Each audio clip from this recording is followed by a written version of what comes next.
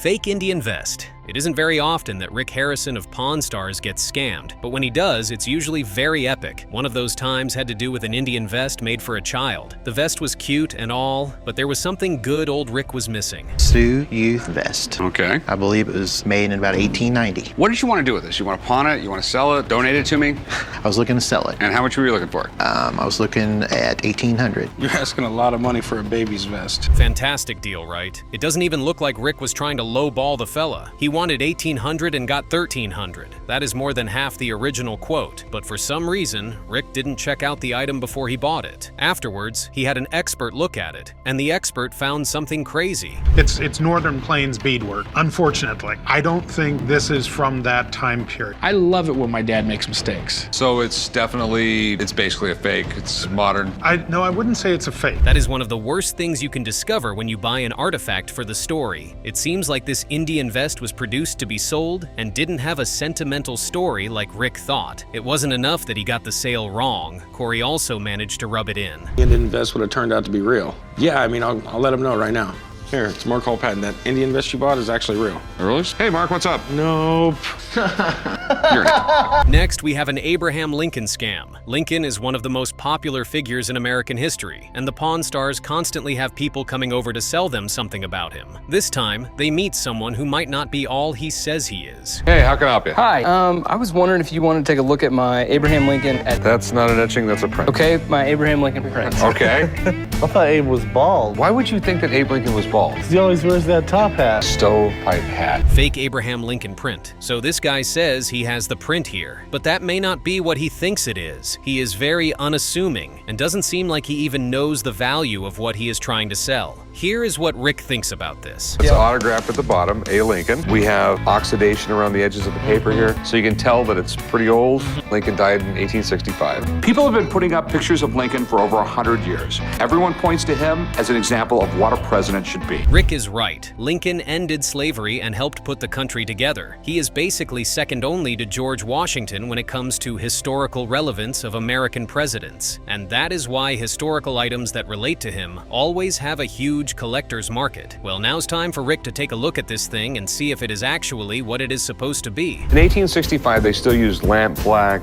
iron filings. It was a weird combination for him, okay? After 60, 70, 80 years, those iron filings had to rust. Okay. That's why when you look at old documents and things like that. Uh-oh, that is not good news. Rick is now talking about some forger named Joseph Corsey. You see, Joseph was a rebellious young boy who had experience working as a printer's apprentice. He also loved American history and spent a lot of time in libraries reading about the country. His career began by chance, but once he realized he was good at this work, he started scamming anyone he could and forging anything he could. At some point, he just started making up his own documents and pictures. So why is Corsey relevant here? Something that was done, I believe, 1920s, 1930s. Oh, really? Yeah, he did a great Abraham Lincoln signature, okay? I mean, it was identical, except for some reason, he always lined up the A with the Lincoln. So this isn't actually an original. Corsey was a great forger, but he didn't always get things right. And one of the things he didn't always get right was Abraham Lincoln's signature. It's incredible that Rick caught that himself without having to invite an outside expert. At least this print is still worth something, right? Well, let's see. What you have here is a copy of a forgery. And I know that because one of my guys actually bought one of these a few years ago and I had it checked out. So is it worth anything at all? Nope. Imagine that. It isn't even a real forgery. It's basically worthless at this point. Maybe this guy didn't try to scam the Pawn Stars. Maybe he truly didn't know what he was trying to pawn. We'll never know. What we know is that the item with him is worth nothing. At least he didn't try to sell the Pawn Stars a gold mining certificate, eh? I have a stock certificate that was made out to one of the greatest American authors, Mark Twain. Okay, you have a stock certificate from the Goodman Gold and Silver Mining Company, Virginia City, Nevada. Do you know what Mark Twain said about gold mines? No. Mark Twain said that a gold mine is a hole in the ground with a liar at the bottom. Fake gold mining certificate. Well, it probably won't be that simple. If there is a lot of great shopping to be done, this woman better hope that this doesn't come out as a total fake. So what does Rick think about this item? An estate sale, and he bought some books, and as he was going through the book, he found it. He was an incredible guy. His name is not Mark Twain. No, Samuel Clemens. It's Samuel Clemens. Do you know what Mark Twain means? No. Okay. He was a riverboat pilot, and he just didn't go down the Mississippi River. You had to navigate down it. And that's true. There's no way you talk about American literature literature without mentioning Mark Twain. He was famous across the country and across the world. He is basically the Shakespeare of America, so items that are connected to his life are going to command a huge fee on the collector's market. Let's learn more. For his hilarious quotes and his sense of humor. He wrote what a lot of people consider the most important works of American literature, like Tom Sawyer and Huckleberry Finn. What would you like to do with it? I'd like to sell it. Okay, now how much did you want? I'd like $500. Well, right off the bat, this seller sounds like she would be glad if she gets anything for it. Like she said, she probably just wants to go wild at the mall and buy a few things. But that plan is about to hit a pretty big stumbling block. Mark Twain was not Mark Twain, he was Samuel Clemens. Yes. This is supposedly a stock certificate where the shares are worth $100 a piece, and he has 100 shares. Would you put that stock certificate in your pen name or your real name? I read that they put it in the Mark Twain name just as encouragement for him to write about them. And it seems like an obvious fake too. Would Mark Twain buy a house in the name of Mark Twain? Of course not. People use their real name for official purposes, and Twain wouldn't be any different. Besides the fake that Rick says he's never seen anything like it, and he's seen a lot of stuff. So if it's fake, where exactly is it from? Who made this stuff? Probably made in the 1920s, 1930s, and some guy was making a lot of money selling a lot of these. I wish it was real. I mean, he's one of my favorite characters in history. Okay. Thanks for coming in. Thank you. Thank you very much, young lady. I'm really disappointed the stock certificate was a fake. Now I guess I'll just have to win some money at the casino. She actually took that surprisingly well, and Rick obviously made the right choice. Even if the story was true and it was actually from Mark Twain, there is no actual way to verify it, and that means Rick probably won't be able to sell it. Up next, we have a Wells Fargo belt buckle, whatever that is. Belt buckles made by Tiffany. Wells Fargo belt buckle from Tiffany is really rare. Wow. Made by Tiffany. I like collecting antiques. It's fun to keep the past alive. I was hoping to get Wells Fargo belt buckle. Well, he loves his antiques. Get some money, spend it on antiques, sell those antiques to get even more money, and then use the money from that venture to buy even more antiques. It is like an antique Ponzi, but no one is getting scammed. Yet anyway, let's see if Rick falls for this story. Okay, that sounds like a fairly believable story. So where did you get these? I got them here in town at a flea market. The guy I bought them from a museum in Montana in 1969. Okay. And this is the marking of Tiffany on the back. All three have it. Okay, do you know who these? This guy went over to a flea market, got these belt buckles from someone who swears they are authentic. He got no documents for them except the word of one man. Will that be enough? Well, let's see what these buckles are anyway. They started Wells Fargo Express Company. What happened was the gold rush started in California. There was nothing out there, and there was no rules and regulations. So anybody could start a bank, anybody could start an express company. They had stagecoaches going from town to town. Wells Fargo then grew from a tiny trading company dealing in gold to one of the biggest banks in the world. These buckles, if actually legit, would be a piece of that history, and a lot of people would want to get their hands on it. So how much could it be worth here? Are we talking thousands or hundreds of thousands? $100. Okay. A genuine Wells Fargo and Company belt buckle from Nevada from this time period, made by Tiffany and Company, would be worth tens of thousands of dollars. These things are often faked. But I have a letter from Tiffany. Rick doesn't even try to investigate. He's seen enough, and he thinks they are fakes. But our seller isn't going down easy. He has something called an authentication letter from Tiffany's saying they are real. But could this letter be fake too? Your buckle was indeed made by Tiffany in mid-last century for the thousands of employees of Wells Fargo and Company. Thank you for your interest, Tiffany and Company, C.H. Johnson, Service Manager. Let me just show you something right here. Oh, that makes a lot of sense. Our seller insists that the buckle has to be real because of this letter from Tiffany's. But according to Rick, this was a well-orchestrated scam. The buckles were never made in the first place. They were always part of an elaborate scam to trick antique stores. And if that is the case, they would come with fake paperwork as well. So what else does this seller have to say? At least it was only $100. Yeah, been a lot worse. I never buy anything fake no matter what. Just having it around the shop is risky. Employee might think it's genuine and sell it. That could turn into a real nightmare. Rick says he never buys anything fake no matter what, but that is a blatant lie. It doesn't happen often, but Rick has made some fairly dumb howlers of his own. Shoeless Joe Jackson. This is absolutely incredible. It's the rarest sports signature. This time, we are going to talk about a fake Joe Jackson book. Fake Joe Jackson book. That's how they reel you in, Rick. The trick to scamming the Pawn Stars is to bring in something they would be excited to have, yet know very little about, or not enough to know when they are handling a fake. That does not happen often, but when it does, well, let's get back to Joe Jackson. I'd like to get like $30,000 for the book. I'll go $13,000. I won't go any more. Okay. And just like that, the deal was signed. Our seller didn't argue with Rick's valuation. He got his money and left the Pawn Stars as fast as his legs could carry him. When Rick later had the signature evaluated, here is what he found out. Signed by Shoeless Joe Jackson? This signature is real. This is by far one of the craziest things you brought to me. All right, well, I paid $13,000 for it. Oh, so what I have here is one of the only Joe Jackson signatures that all the authenticators can agree upon. So it is basically a really good fake. Maybe that's why Rick didn't immediately clock that it was a fake. And the fact that he paid $13,000 for it, that would be such a huge loss on the books if he cannot get a consensus on it. So what does he think? Well, no, I'm going to send it off some more people. I'm going to try and get a consensus on this thing. You realize that could be like one of the biggest hits we've ever had around here. Let me see. Several factors became apparent during our thorough examination that prevented us from certifying the autograph, which means it's fake. Well, he tried it and just got it certified as a fake. Now, he just has to trash it and will never be able to sell it to anyone. What's worse, it is $13,000 down the drain. So, yeah, Rick can get scammed. But Rick isn't the only Pawn Star who gets scammed. Here's what happened when a dude with both a Napoleon complex and a Napoleon letter came to the Pawn Stars. This is a letter signed by Napoleon himself. That's really cool. Where'd you get this? Online. I've been told by my wife that I had a bit of a Napoleon complex. I can see that. This is the type of seal they used back then, so it does look right for the period. And you've got a COA here.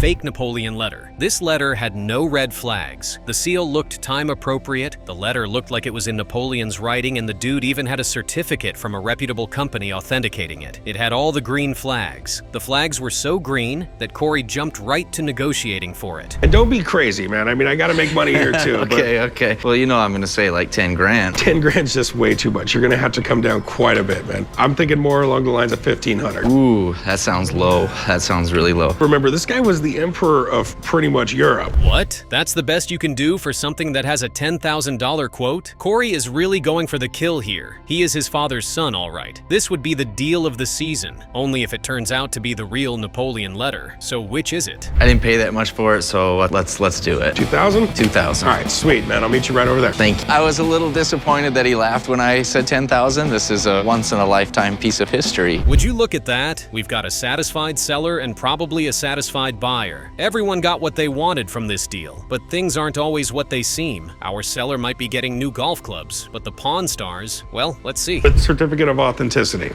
The Napoleon? Yep. That's freaking sweet. And his seal. I mean, you just don't see that. You just bought it? Yeah. What'd you pay for it, Corey? $2 grand. Me winning that money today really is starting to work out for me. Hey, man, it's your lucky day. At first glance, this looks like a great deal. Corey didn't buy it for too much, and the item looks like it is in peak condition. It even has a certificate that proves that it is real, but somehow something still smells really bad about this deal. Can we find out what it is? No, it looked right to me.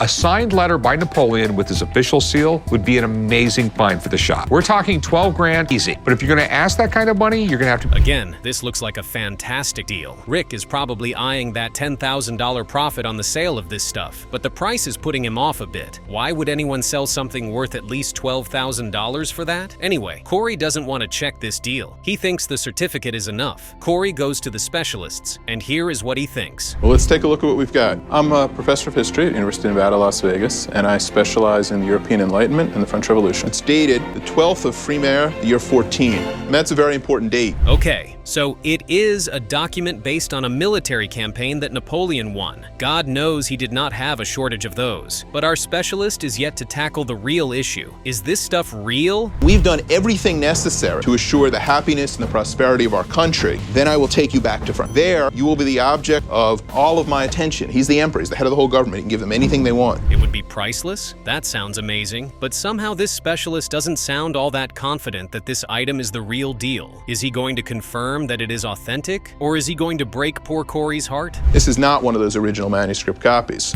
No. What we consider to be the original, which looks exactly like this, that's in the military museum just outside of Paris. Wow. So this is merely a good copy of a very important historical document. Maybe Cory should have looked it up and he would have found that the original thing was in a museum in Paris, but he went off the fake certificate he got. When he got back to the shop and informed Rick, here's what happened. That's a big loss, Cory. Yeah, it is. Yeah, well, you're not putting it on the wall and selling it for 20 bucks. We don't sell fake stuff here. Sometimes Cory's ego gets the best of him. You'd think that would be the last time Cory would mess up and get a horrible deal, but you'd be wrong, because he soon had an even bigger mess up that was even more embarrassing. Here's how that went. Pawn shop movie posters you'll ever see. All of them one of a kind. Pawn shop movies. Yeah. This is cool. Someone should make a movie about us, Rick. No one's gonna want to see us.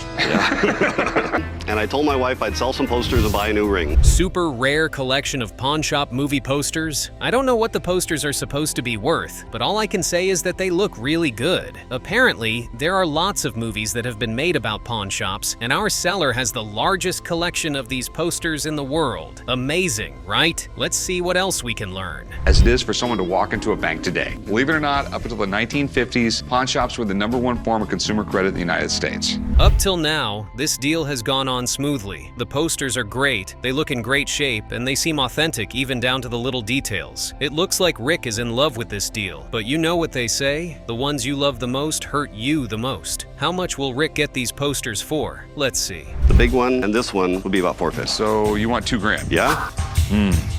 See, I hate this. You brought in something I want for myself, which is always a bad thing.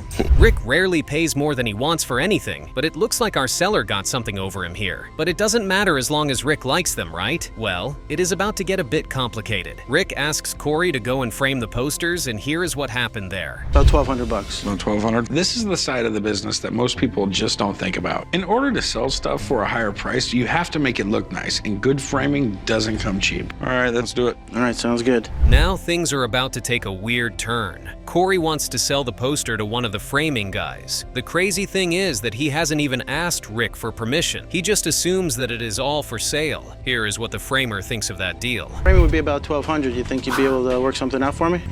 You'd be framing less, so I'll do a $1,500 for it. $1,500? I don't think we could sell them yet. Rick likes these. Wow. That is a bold statement. He doesn't care if he likes it, even when it is obvious that Rick may love this stuff for sentimental reasons. It's a poster about a pawn shop movie, guys. This is peak sentimental stuff. Anyway, let's follow the negotiations. Deal, David. All right, sounds good, man. All right, thanks a lot. I'm glad I made a deal with Cory, and it's going to be a great addition to the shop. This couldn't have worked out better. We get free framing and cash on top. It's like I do this for a living. Of course, Rick didn't like it. He obviously bought it for the shop. Does Cory really think he bought it because some other pawn shop owner was going to come into the shop and buy the art for his store? What's going to happen now? Will Rick ask Cory to go back to get the poster? Put something else next to it. No, go back to the frame shop and get it back. Dude, are you serious? Yeah, I'm serious. That poster was one of a kind. Just do it. I can't win around this joint, dude. Hopefully, Cory went back there and the framer sells it back to him for $3,000. That would be the exact sort of deal Rick would make. Too bad all that extra cash will be coming out of Cory's pocket. Next up, we have a Marilyn Monroe signed picture that just almost got past Rick. Got an item for sale today. I've got a Marilyn Monroe signed picture and a handwritten poem. Wow. As well as the obituary of the man that and his tags. This could be very valuable. Monroe signed picture. This could be a great find if it is actually what this seller says it is. Marilyn Monroe was one of the biggest stars of her age, and her tragic end just makes her even more popular. There is a huge market for memorabilia from her life. Let's learn more. I had connected with normal people because she came from a pretty humble family. She actually worked in a World War II munitions factory. They actually caught a few pictures over there, which, snowballed into her actually getting a career. Cory is correct. If this is a genuine poem, he could be looking at thousands of dollars in profit. But written memorabilia like this could also be forged by enterprising criminals looking to make a quick buck. Is that the case here? Let's find out, but first, let's read the poem. You see me on the silver screen, also on Life magazine. My master has been many men. You've seen us both, on the ground or in the sky. Where there is mischief, so am I. Yeah, that's true, because that sucked. In fact, the fact that it sucked so badly makes me want to think this is actually correct. Would a forger really write a poem that sucks so much to fool people? Probably not. So this is the guy she wrote it to, Herbert S. That obituary and the tags were found. So have you ever had this checked out? I have. Experts looked at it. So what was it appraised at? Oh, wow. $48,000? That seems oddly specific. Why not $50,000? Or $45,000? Just 48, eh? And the fact that it has no documentation is even crazier. All right, well, that's good to know. You got any paperwork with it? I don't have any paperwork. That's a shame. Without it, I don't have a... Mind if I have a buddy of mine come take a look at it? He works for PSA. $48,000 with no documentation? That is a huge red flag, but it gets even crazier. Uh-oh, that doesn't sound good. If Marilyn Monroe had someone who used to sign for her, and she is popular for using a red pen, then this might be a very obvious fake. But our expert isn't done yet. I'm going to pull something up here to show you. I'm sure it's pretty widely known throughout the industry when we see these photos we're looking at here. That's disappointing.